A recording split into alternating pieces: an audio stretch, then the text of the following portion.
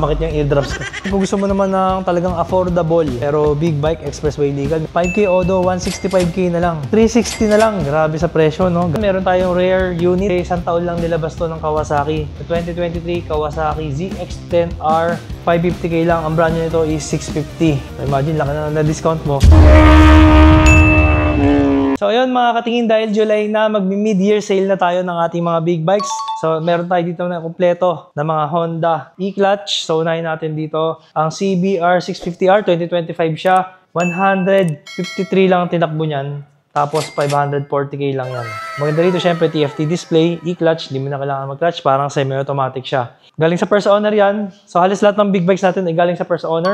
Ito naman ay 2023 CB650R, 7K Odo, 450K. At kita nyo, nakakompleto na sa accessories yan. May aux light, slider, naka-pipe na. Ito naman, ito yung Black Edition na 2023 CB650R, 3K Odo, 465 naman siya. Kaya siya mas mataas ng konti kasi kita nyo naman, Black Edition. Pag sinabing Black Edition, lahat, yung forks niya, black, yung mags niya, yung spring ng suspension, pati yung ultimo mga tornilyo dito, black yan lahat, pati yung engine, yung cylinder head, lahat black. And may kasama na rin siyang top box bracket, and crash guard.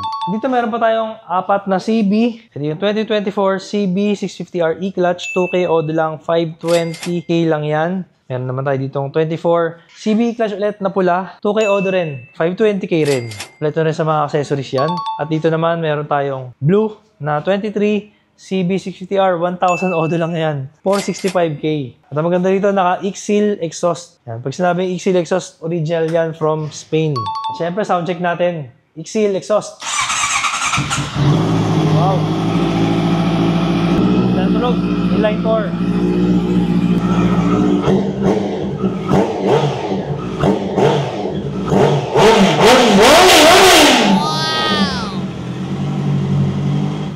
Meron naman tayong 2024 CB650R na standard. So mukha siyang e-clutch dahil modelo, naka-TFT display, pero standard lang yan. Tapos yung kulay niya, pinakabagong kulay ng CB650R, yung kulay military green. So 4K Odo lang siya, 475K. So lahat ng presyo dito ay negotiable pa. Dito naman meron tayong rare unit kasi isang taon lang nilabas to ng Kawasaki. The 2023 Kawasaki ZX-10R KRT. Pag sinabing KRT, Kawasaki Racing Team.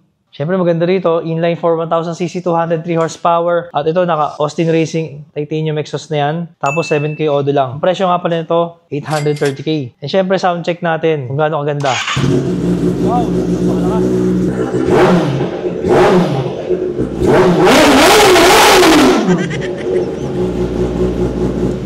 Sobrang solid nun. Sumakit yung eardrums ko. Ito na naman ang isa pang bulahaw pero napakaganda nito. Meron tayong 2023 Kawasaki ZH2 Supercharged. 2K Odo lang yan. 720K lang yan. Alam mo magkano brand nyo nito? Ang brand nyo nito, mga 860,000. Ngayon, nasa 930 na yata ang brand nyo. Siyempre, sound check din natin siya. Wow! Meron siyang flame slider, tsaka SC carbon exhaust.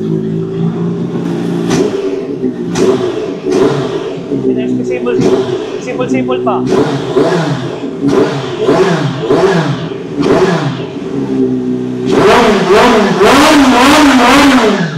Okay, no?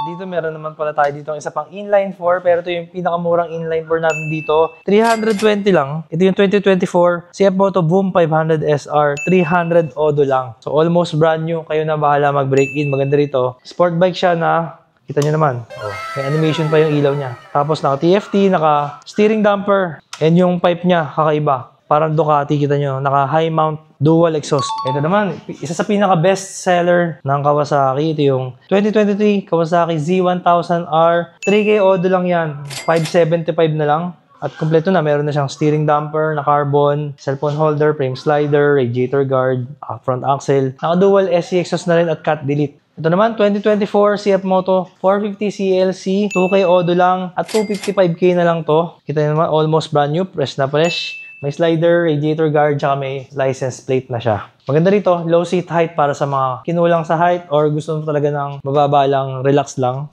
Meron tayo ditong almost brand new 2024 Kawasaki ZX6R. Inline 4 na 636cc, 1K Odo, dating 660. Ngayon, 625 na lang. Grabe, no? Kaka-break in lang. Kayo na bahalang magpatuloy ng braking. At fresh na fresh, wala siyang issue, wala siyang gasgas. Meron pa tayo, ito yung pinaka-latest ngayon ng ZX6R. The 2025 Kawasaki ZX6R 60 Odo. Grabe, 60 Odo lang at 640 na lang ang bentahan nito. So, fresh na fresh. At dito, meron na naman tayong 2024 ZX6R 9K Odo at itong isa to, 590 na lang. Grabe, no? Sobrang mura. Ito, meron na siyang all-ins, steering damper, cellphone holder, frame slider. Naka-pipe na rin to. Siyempre, soundcheck na rin natin kasi isa sa pinakamalupit na tumunog to. Itong ZX6R, isa sa mga favorite ko to. Wow. Wow.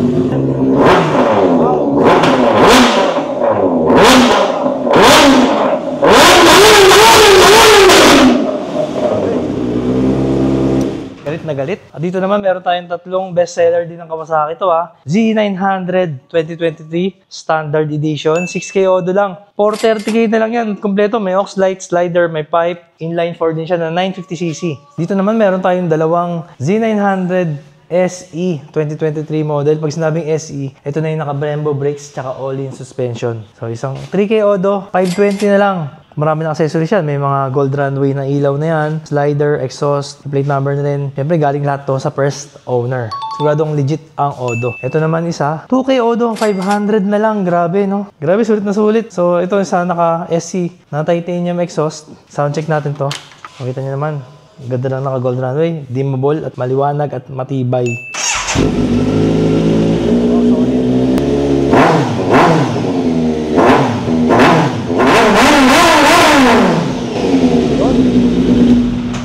Parang music sa tenga. Dito naman meron tayong dalawang scooter, maxi scooter na expressway legal. Isang 2022 exciting S400i 8K Odo. Grabe, 260K na lang yan. So maganda dito. Meron na siyang future eyes na ilaw. Malakas yan, aux light. Meron na siyang alloy top box na napakalaki. Meron na siyang cellphone holder. USB charger. Ngayon, kung may budget ka pa, pwede ka mag-upgrade. Meron tayong 2023 exciting VS400 3K Odo. 325 na lang. So, ang BS naman kasi upgraded na siya. Na exciting, meron na siyang DRL dito. Napaka-pogi ng DRL niya. At meron na rin siyang aux light, top box bracket at GV top box. At meron pa tayo dalawa dito ng Triumph. Ito yung pinaka-latest ngayon.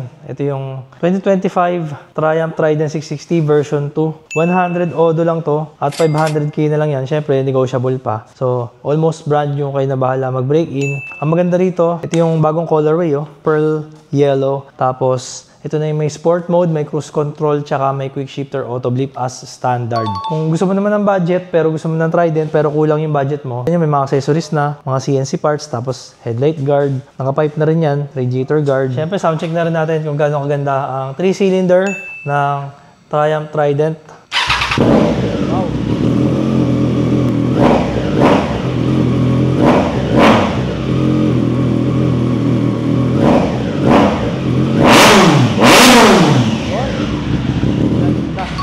Dito naman meron tayong pamakalakasan na cruiser na automatic. So maganda rito. Low seat height siya. Tapos automatic pa siya. Tingnan nyo, wala siyang clutch. Pero itong isang to, loaded pa to. So it's a 2023 Rebel 1100 Honda 4K Odo. 550K lang. Ang brand nyo nito is 650. So imagine, laki na discount mo. Tapos kompleto ka pa sa accessories. Meron na siyang gold runway na ilaw. May Hepco and Becker crash guard. May Denali sound bomb.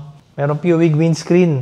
Tapos meron pa siyang backrest, tsaka leather side bags and rack. Meron na rin siyang cellphone holder and radiator guard. At kung gusto mo naman ng cruiser pero kinulang budget mo sa Rebel 1100, meron pa tayo dito ang cruiser na mas mababa ang seat height sa Rebel 1100 at mas magaan at mas matipid sa gas. Ito yung Honda Rebel 500 2024. 4K Odo lang. 330K na lang. Grabe Ang brand new nito is 399. Ang laki na ng discount. Tapos, maganda rito. May plate number na siya. At syempre, galing din sa first owner to. Ngayon naman, kung gusto mo naman ng talagang affordable, pero big bike, expressway legal, meron tayo dito. Ito yung Kawasaki Dominar 400 UGV2. So, ito yung pinakahuling nilabas na Dominar kasi po, wala nang Dominar ngayon. 5K Odo, 165K na lang. Ito yun naman, kompleto na sa accessories yan. Meron siyang Senlo aux light at meron na siyang alloy top box. Tapos pag UGV2, may mga accessories na, may handguard, yung magandang side mirror, touring windscreen, USB charger, crash guard, at meron na kagad siyang top box bracket. At isa pa ang budget, big bike expressway legal ng Kawasaki. Meron tayong 2023 Z400 4K Odo. 235K na lang yan. At nag-iisa na lang to kasi itong isa may kumuha na, nagpa-reserve na. So maganda rito, meron na siyang windscreen, aux light, slider, naka-pipe na. May bracket na rin siya para sa top box. Dahil kanina may nakipag-swap sa atin sa isang big bike natin, ito yung sinop niya, tapos nag-add siya ng cash. Ito yung 2025 Yamaha TechMax NMAX, so marami may gusto nito. Maganda rito, ginawa niyang adventure bike, so loaded na. Kita niyo naman, meron na siyang R1 side mirror, meron na siyang Senlo, aux light na apatan, meron na siyang crash guard, meron na siyang lagay ng Insta360, meron na siyang side pannier boxes, meron siyang top box bracket, meron na rin siyang upuan na parang luxury seat yata tawag dito. Ang ganda, may carbon dito, tapos ayun, ganda ng pakiramdam niyan. Tapos maganda rito. Maganda rito, 1K Odo lang to. Fresh na fresh, galing din mismo sa first owner. Ito yung may shift button dito. Ayan, so ito, ibenta lang din natin ng mura to. At meron pa pala tayo dito, mga pahabol. Meron tayo dito 2025 Ninja 650, 3K Odo, 325K na lang. Grabe naman, napakamura. Ang brand new price nito is 450. Grabe, no? Laki ng discount. Ito, reserve na pala to. Ito, 2025 na Trident 660. Di-deliver na natin siya bukas. As dito, meron pa tayong dalawa. Isang 2023 CB 500 F2K Odo, 295K na lang yan. Napakalaki ng discount niyan. Ang brand new is 360. Yung nasa katabi naman niya is 2022 Honda Rebel 500. 7K Odo, 290 na lang. Grabe, no? From 399, 290 na lang yan ngayon. Ang maganda rito, yung kulay niya is glossy black. At ang maganda rito, loaded na to. Kita nyo, meron na siyang aux light, radiator guard, loud horn, frame slider, tsaka naka-Orion twin pipe na siya. Tapos may backrest and rear rack. Galing din mismo sa first owner. May heavy duty cellphone holder na rin. At tumatanggap rin po kami ng trade-in or gusto niyo magbenta ng motor sa amin, bumibili rin kami. At meron din po tayong financing. At basta tandaan nyo, kailangan mag-video call muna, makita yung mukha ko kasama yung motor bago kayo mag-send ng down payment kasi may mga nagkalat na dyan na mapangsamantala, ginagaya yung page natin, gumagawa sila ng fake accounts.